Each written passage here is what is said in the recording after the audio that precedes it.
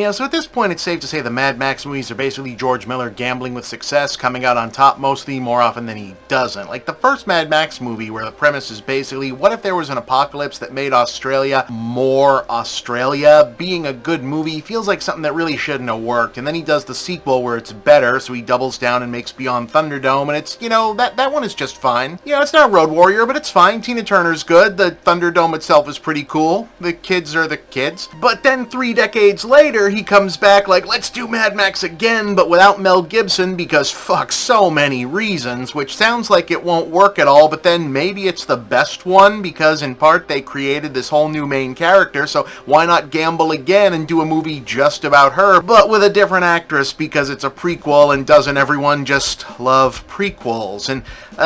this one is a little more Thunderdome than Road Warrior, which I imagine you probably saw coming. It's perfectly good, yards above what anyone else would do with this sort of material. Probably gonna go and be the career highlight reel for almost everyone involved in it. It's just not quite as good as Fury Road. After all, what the hell is? And it's once again clear that while Miller's general concept of his post-apocalyptic wasteland as memory fragment pre-medieval proving grounds where maniacs and madmen battle for who gets to write themselves into civilization's new creation mythology is an admirably interesting backdrop, these movies work best when their broadly drawn characters are charging forward through propulsive action, and appropriately enough, wheels start to come off when they slow down and try to build things up. Now that's an issue Fury Road solved by making the whole movie this giant car chase where occasionally they had to stop because it either gets dark or someone important dies, which Furiosa can't really solve because it's covering something like 15 to 20 years of a character's life as they go from preteen to Anya Taylor-Joy, so instead it's more like a 5-part anthology complete with intertitles, actor changes, call forwards to future events, origins for the different Fury Road villains and concepts, and multiple short chase scenes, plus a different sort of action scenes too, along with an oddly bifurcated sense of world building where it really seems to want to hammer home the idea that these movies really don't have continuity and everything is legend, myth, campfire story, so please stop asking why Mad Max is always different, even when he was the same actor, but also really wants to hammer home who, what, and where everyone and everything was and came from if it was introduced in Fury Road, so, whatever, that's nitpicky because it all still basically works. Plot-wise, it is an origin story where filling in what happened to Furiosa in terms of when and how did she wind up as the top badass at Immortan Joe's Citadel, and why didn't she just leave the psychotic evil guy and go back to her village at any point in the past before that movie, since she was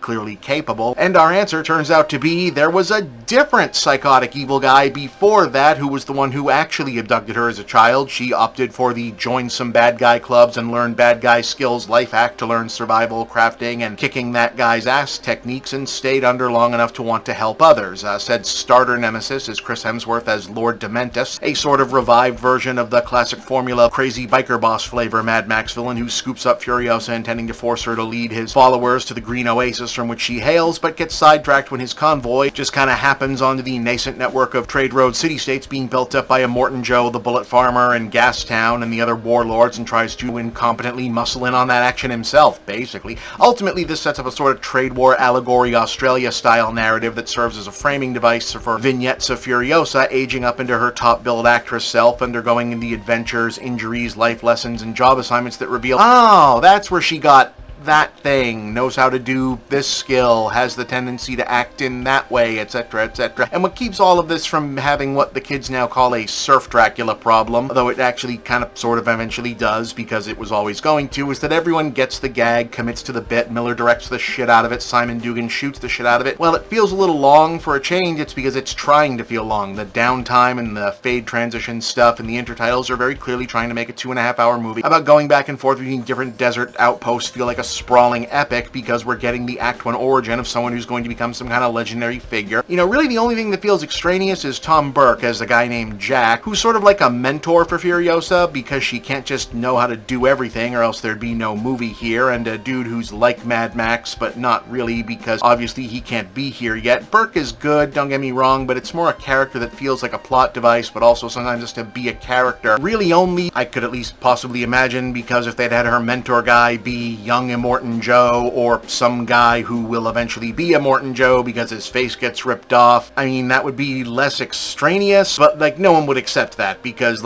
Joe and literally every other character in this who is not Max, who cannot be here yet, and Furiosa herself is literally so evil and grotesque in the future, and we know this, no one's gonna buy it, and yeah, that makes sense, I guess, and like everything else, none of the not as good as Fury Road stuff actually subtracts from the movie itself, and if you are going to build most of your movie out of vehicular violence action cranked up to the point where surrealist art piece emerges with minimal dialogue, most of which you realize is going to be self-aggrandizing nonsense shouted into the wind by characters who are basically all out of their goddamn minds anyway and don't really know what they're talking about at any given point, with only the main character's fixed gaze to tell the audience what they're supposed to be thinking at any given time. Anya Taylor-Joy is the actress you want, glaring out at the audience with those big ginormous anime eyes, telling everyone what they're supposed to look at and feel. So yeah, this works. 8 out of 10, go see it, it's good.